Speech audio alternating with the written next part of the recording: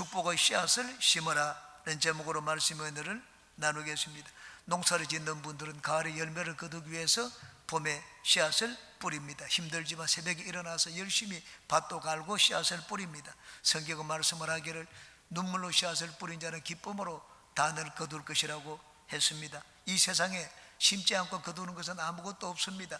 콩을 거두기 위해서는 콩을 심고 팥을 거두기 위해서는 팥을 심어야 합니다. 국어 공부에 열심히 공부를 하면 국어에 좋은 점수를 얻고 수학에 많은 시간을 투자하면 수학을 잘할 수가 있습니다. 우리가 인생을 살면서 하나님께 복을 받기 위해서는 하나님께 좋은 씨앗을 심어야 됩니다. 우리가 하나님께 복을 받기 위해서 하나님께 심어야 될 축복의 씨앗은 어떤 것입니까? 오늘 이 말씀을 중심으로 세 가지를 같이 살펴보고 오늘은 나누겠습니다. 첫 번째, 말씀을 가르치는 주의 종을 선대해야 합니다.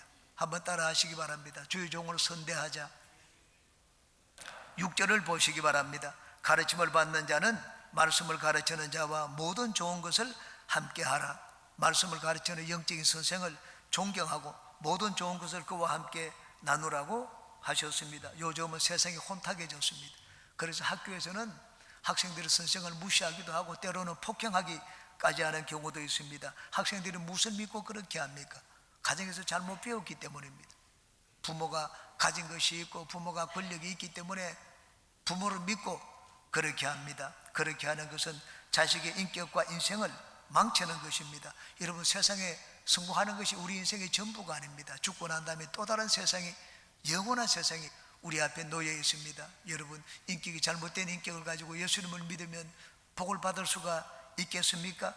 유대인의 탈무드에 보면은 보냄을 받은 자는 보낸 자와 같다는 말이 있습니다. 그러므로 말씀을 가르치는 자를 존경하는 것은 그를 보낸 자를 존경하는 것입니다. 성경에는 하나님이 보내신 종들을 공경하고 잘 섬겨서 복을 받은 많은 예들을 기록을 하고 있습니다. 구약의 수넴 여인은 엘리사를 잘 섬겼습니다. 엘리사가 이 수넴에 도착할 때 한 귀부인이 그 엘리사를 자기 집에 들어와서 음식을 드시고 가라고 아주 간권했습니다. 들어가서 식사를 했습니다. 자주 그곳에 들르기 때문에 매번 그곳에 들어와서 식사를 했습니다. 나중에 이 귀부인이 자기 남편에게 얘기를 했습니다. 이분은 내가 보니까 거룩한 분인데 이분이 올 때 쉴 만한 곳이 없다. 조그마한 다락방을 하나 지어가지고 거기 책상도 마련하고 촛대도 두고 의자도 두자고 얘기를 했습니다. 남편이 그 요구를 들어주었습니다. 하루는 엘리사가 그 집에 들어가지고 잠을 누워서 쉬고 있다가 갑자기 일어났습니다. 종 게하시를 불러가지고 그 수넴 여인을 좀 데리고 오라고 했습니다. 수넴 여인이 오자 내가 올 때마다 당신이 나를 선대하는데 내가 당신의 요구를 하나 들어주겠다고 했습니다. 혹시 원하는 것이 있으면 얘기하라. 내가 여기 있는 군대 사령관도 알고 하니까는 원하는 것이 있으면 얘기하라고 했습니다. 그러자 이 여인이 얘기했습니다. 나는 남편이 늙었고 나에게는 자식이 없습니다. 자녀를 주시면 좋겠다. 그러자 엘리사가 얘기했습니다. 내년 이맘때 네가 자녀를 안게 될 것이라고 말씀을 했습니다. 과연 1년 지난 뒤에 보니까 말한 그대로 되었습니다. 그런데 아이가 자라가지고 어느 날 아프다고 하면서 아이가 죽고 말았습니다. 슬픔이 말할 수가 없었습니다. 수넴 여인이 엘리사에게 그 얘기를 했습니다. 차라리 아이를 주지 않았으면 좋을 걸 줘가지고 이 아픔을 겪게 하느냐, 그렇게 얘기를 했습니다. 엘리사가 그 아이를 나에게 데려오라고 했습니다. 아이를 데려오자 엘리사가 그 아이들을 위해서 기도하자 아이가 살아났습니다. 다시 한번 아들을 얻게 되었습니다. 신약에도 주의 종을 잘 섬겨서 복을 받은 자가 있습니다. 고넬료입니다.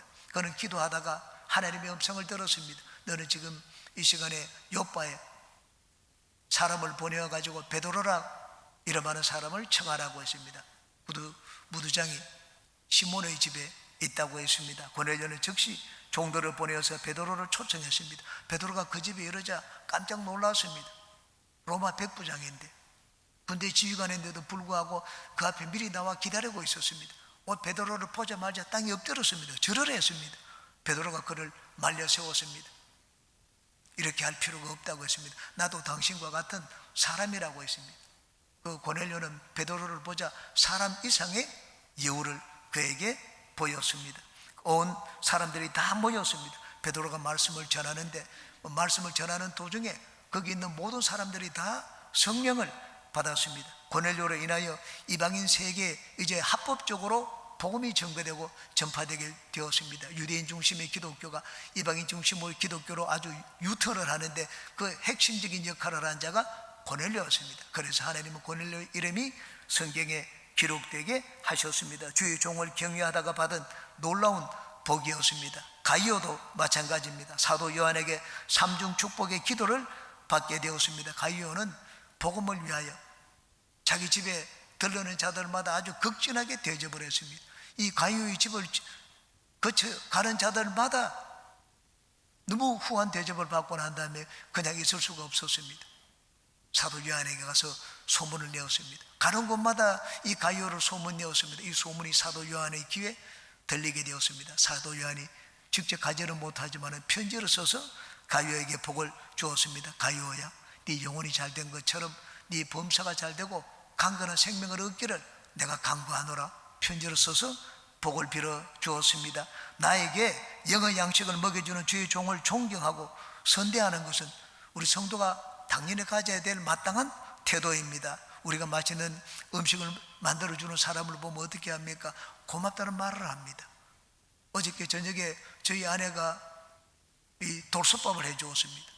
지난 수요일날 이 정월 대보름날 나물을 밥을 먹었습니다. 그 나물을 가지고 와서 이 나물 밑에다가 밥을 놓고 나물을 얹고 그 위에다가 계란 후라이를 해서 후라이팬에 아주 큰 후라이팬에 익혀서 주는데 보니까는 밑에 돌솥밥에 눌어가지고 누룽지도 있고 맛이 보통이 아니었습니다. 그래서 제가 저희 아내에게 얘기를 했습니다. 여보, 어떻게 이런 밥을 만들었느냐? 내가 뽑은 나물밥 중에서 최고의 나물밥이다. 몇 번이나 아내에게 그런 얘기를 했습니다. 여러분, 맛있는 밥을 해주었기 때문에 그 밥을 먹으면 맛있다, 고맙다 그런 말을 해야 됩니다. 그런 말을 할 줄 모르는 자는 인간의 기본적인 인격과 예의가 갖춰지지 않은 자입니다. 영적인 말씀에 있어서도 마찬가지입니다. 하나님의 말씀을 듣는 것은 영적인 음식을 먹는 것과 같습니다. 하나님의 말씀은 영적인 음식을 먹는 것 그 이상입니다. 하나님의 말씀은 우리 생각과 마음을 변화시킵니다. 내 삶을 변화시킵니다. 나 인격을 변화시킵니다. 나의 운명을 바꾸어 줍니다. 여러분, 하나님 말씀으로 인생이 달라진 사람이 얼마나 많습니까? 그러므로 하나님 말씀을 가르치는 자를 존경하고 선대하며 감사를 표시하는 것은 당연한 행동입니다. 예수님이 이 땅에 오실 때 아무것도 가지고 오지 않았습니다. 가난한 집안에서 태어났습니다. 인자도 굴이 있고 이 공중에 나는 새도 보금자리가 있지만 인자는 머리 둘 곳이 없다고 했습니다. 두버릇을 가지고 다니지 않았습니다. 그렇지만 예수님이 이 땅에 사실 때 모든 것이 부족함이 없었습니다. 그의 말씀을 듣는 자가 예수님을 잘 섬겼기 때문입니다. 예수님이 한 번은 식사를 하는 도중에 한 죄 많은 여인이 예수님께 나왔습니다. 눈물로 발을 씻고 머리털로 그 발을 닦고 그 발에 뺨을 맞추기를 이루 말할 수 없이 하고 그러고는 아주 값비싼 향유를 그 발에 부었습니다. 어떻게 그렇게 했습니까? 예수님 말씀으로 그 인생과 운명이 변화가 되었기 때문입니다. 갈라디아 교인들은 바울 사도를 존경하고 선대했습니다. 이 갈라디아 교인들이 바울 사도를 어떻게 섬겼는지 앞에 4장에서 잘 보여주고 있습니다. 4장 13절에서 15절입니다. 내가 처음에 육체의 약함으로 말미암아 너희에게 복음을 전한 것을 너희가 아는 바라. 너희를 시험하는 것이 내 육체에 있으되 이것을 너희가 업신여기지도 아니하며 버리지도 아니하고 오직 나를 하나님의 천사와 같이 또는 그리스도 예수와 같이 영접하였도다. 너희의 복이 지금 어디에 있느냐? 내가 너희에게 증언하노니 너희가 할 수만 있었더라면 너희의 눈이라도 빼어 나에게 주었으리라. 그렇게 얘기를 했습니다. 바울 사도는 몸에 약점이 있었습니다. 육체가 약했습니다. 그런데 바울 사도가 복음을 전하고 말씀을 가르쳤습니다. 그들은 바울 사도의 말씀에 감동을 받았습니다.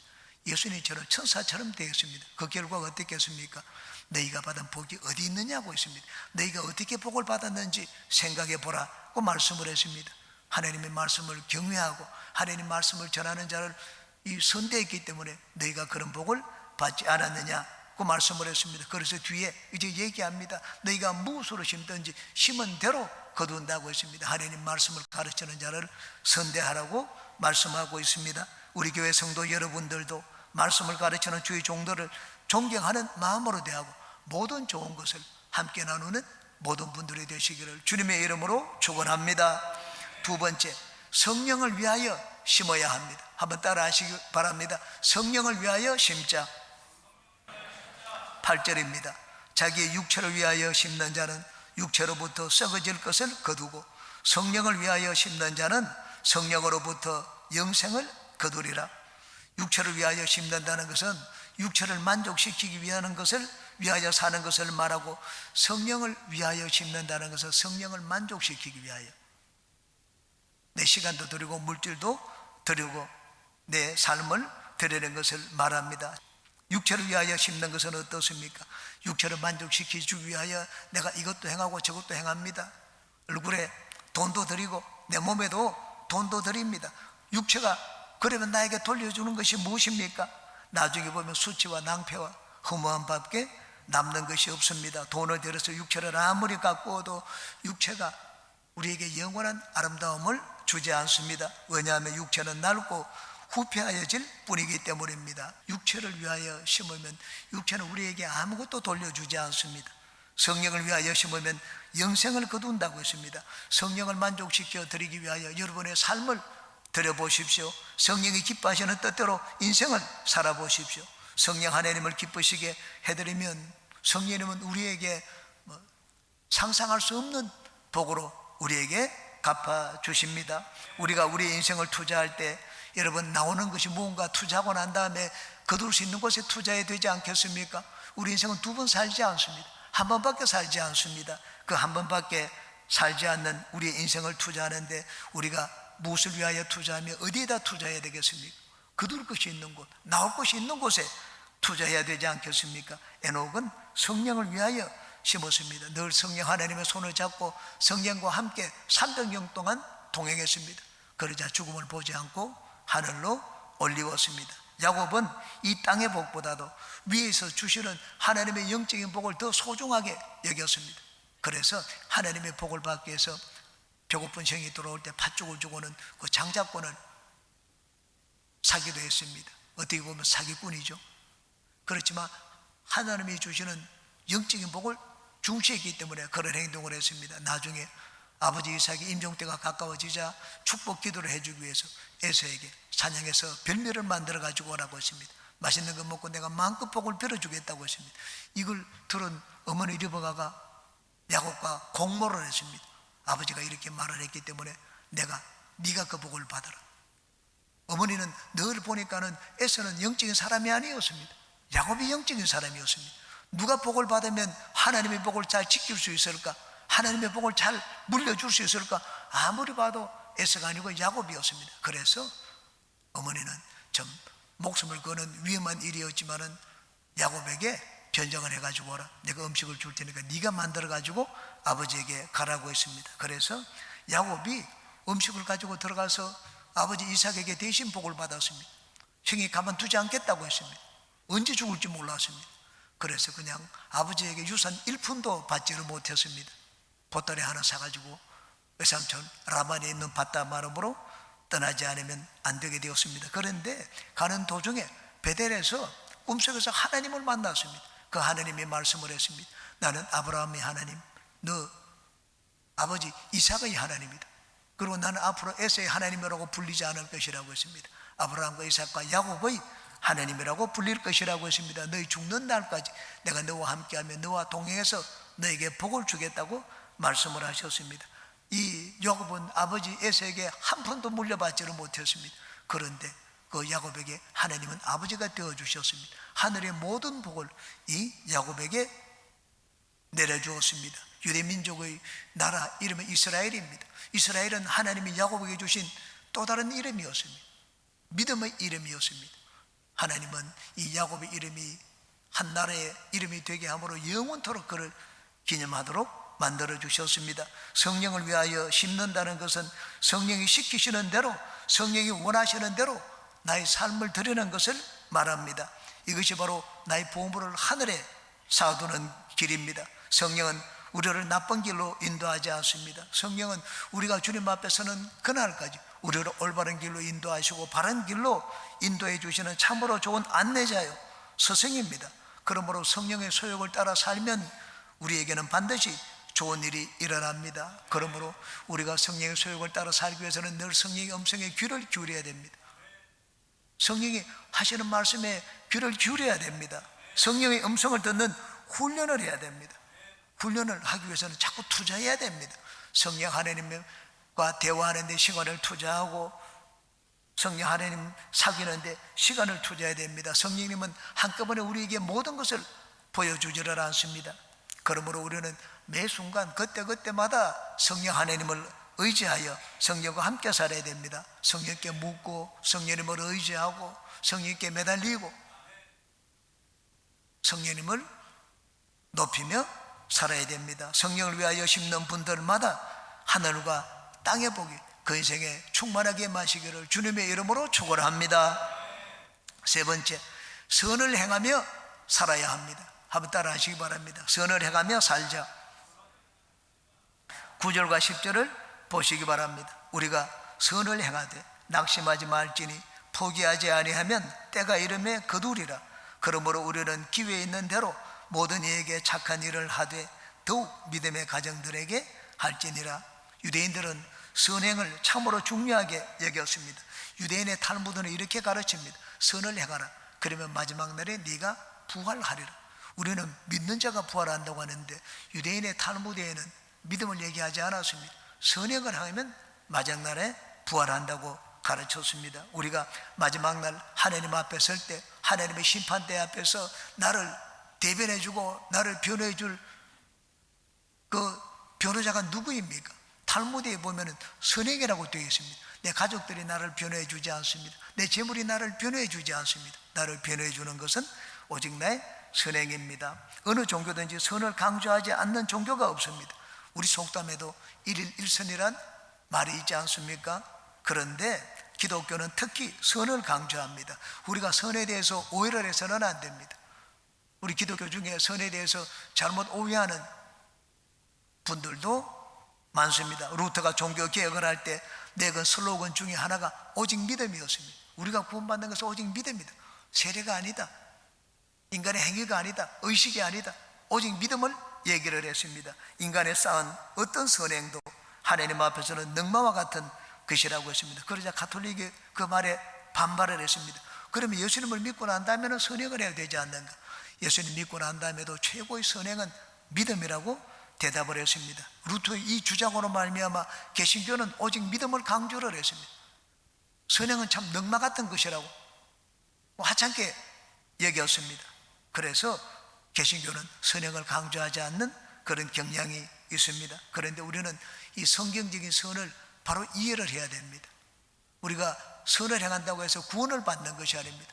아무리 많은 선행을 가지고 와도 우리는 구원을 얻지 못합니다. 성경이 말하는 선행은 하나님을 믿는 자들에게 하시는 선행을 말합니다. 우리가 예수님을 믿었으면 이제는 선을 행하며 살아야 됩니다. 바로 그것이 하나님을 믿는 증거입니다. 입으로 사랑을 말하고 그 몸에 설 것을 도와주지 않는 것은 거짓 사랑이라고 했습니다. 그러므로 예수님을 믿어서 구원을 얻은 자는 선을 행하며 살아야 됩니다. 그것이 바로 하나님이 진짜 내 안에 살아계신 증거입니다. 선은 선을 부르고 악은 악을 부릅니다. 우리가 하나님 보시기에 선한 일을 하고 착한 일을 하면은 하나님을 더 찾게 됩니다. 그 죄를 지으면 하나님의 낯을 피하여 숨게 됩니다. 선행에 대한 가장 큰 대가가 무엇입니까? 또 다른 선행을 하게 된다는 것입니다. 악에 대한 아주 가장 무서운 심판이 무엇입니까? 악이 한번 악을 행하면 악이 나를 떠나지 않는다는 것입니다. 선을 행하는 자들은 낙심하지 말고 포기하지 말라고 했습니다. 선을 행하면 낙심하는 일도 생긴다는 말입니다. 왜냐하면 당장 무슨 결과가 나타나지 않기 때문입니다. 알아주는 사람도 없고 사람이 알아주어도 무슨 상급이 돌아오는 것도 아닙니다. 그렇지만 선행에는 하나님이 반드시 보상을 해 주십니다. 그러므로 당장 무슨 일이 생기지 않더라도 낙심하지 말라고 했습니다. 또한 포기하지 말라고 했습니다. 선을 행하는 것을 중간에 중재하지 말라는 말입니다. 중간에 뭐 당장 무슨 일이 없다고 해서 이렇게 해봐야 나에게 돌아오는 것도 없는데 그냥 이런 일 나는 하지 않겠다, 그렇게 하면 잘못하는 것입니다. 선을 행하면 반드시 열매를 거둔다고 했습니다. 이 열매는 축복의 열매입니다. 하나님이 주시는 상급입니다. 우리가 여러분 선행을 행하면 사람들에게 선행을 해갔다고 해서 그 사람이 나에게 갚아주지를 못합니다. 사람은 그런 힘이 없는 사람도 많지 않습니까? 그런데 우리가 선을 행하면 하나님이 알고 계십니다. 그러므로 기독교인이 행하는 선은 믿음으로 행하는 선입니다. 인간에게 보이기 위해서, 인간에게 상을 받기 위해서 우리는 선을 행하지 않습니다. 하나님을 바라보고 우리는 믿음으로 선을 행하는 것입니다. 하나님이 우리를 부르셨습니다. 우리를 구원하셨습니다. 왜 구원하셨습니까? 선을 행하는 도구로 삼기 위하여 우리를 구원하셨습니다. 왜 하나님은 우리가 선을 행하기를 원합니까? 선을 통하여 하나님이 영광을 받으시기 때문입니다. 우리는 선한 일을 위한 하나님의 청지기들입니다. 청지기가 무엇입니까? 청지기는 이 주인의 세상 관리하는 자가 청지기입니다. 우리는 하나님의 청지기입니다. 하나님의 금고를 관리하는 청지기입니다. 하나님이 누구에게 금고를 맡기겠습니까? 선한 청지기입니다. 하나님의 일을 맡아서 아주 성실하게 잘 하는 청지기입니다. 하나님은 그 청지기들이 일을 할 때 선을 행하기를 원하고 많은 사람들 앞에 하나님을 잘 나타내기를 원합니다. 그러므로 선한 일을 행하며 사는 자가 믿음으로 행하는 하나님의 청지기입니다. 우리가 선을 행하는 믿음의 청지기가 되면 하나님은 더 큰 곳으로, 더 좋은 곳으로 우리에게 맡기십니다. 중국 당나라 때 송청이라는 유명한 약장사가 있었습니다. 그는 약을 제조하는데 탁월한 재주가 있었습니다. 이분이 약을 지으면 그 약을 먹는 자, 낫지 않는 자가 없었습니다. 이 송청은 가난한 사람들에게는 외상으로 그냥 약을 지어 주었습니다. 장부에 기록해 놓았습니다. 1년이 되면 이 외상 장부가 몇 권이나 되었습니다. 그러고 전부 불태웠습니다. 해마다 없는 사람들은 외상 장부를 만들고 1년 지나고 난 다음에 연말이 되면 그 외상 장부를 전부 다 불태웠습니다. 두 번 다시 약값을 묻지 않았습니다. 주위 사람들은 그를 보고 어리석다 말하는 사람도 있고, 야 참으로 사람 그릇이 크다, 대범하다, 그렇게 말하는 자도 있었습니다. 그런 사람들의 말에 대해서 송충이 이렇게 대답을 했습니다. 나는 어리석은 사람도 대단한 사람도 아닙니다. 40년 동안 약장수를 하면서 수백 권의 외상 장부를 태웠지만 크게 손해본 적은 없습니다. 약값을 떼먹은 사람도 있으나 나중에 출세해서 약값보다 훨씬 많은 보답을 하는 사람도 있었습니다. 선을 베푸는 것이 손해보는 장사만은 아닙니다. 이 선을 베푸는 것이 손해보는 장사만은 아니라고 말을 했습니다. 여러분, 선을 베푸는 것, 사람에게 뭘 받을 것으로 생각하면 참 어리석겠죠. 그런데 우리가 선을 베푸는 것은 하나님을 보고 하는 것입니다. 선은, 우리의 선행은 믿음의 행위입니다. 하나님은 선하신 분입니다. 선하신 하나님 반드시 선을 행하면 좋은 곳으로 갚아주십니다. 그러므로 낙심하지 말라고 했습니다. 포기하지 말라고 했습니다. 여러분은 할 수 있는 대로 많은 선행의 씨앗을 심어서 하나님의 축복과 상급의 열매를 거두는 모든 분들이 되시기를 주님의 이름으로 축원합니다.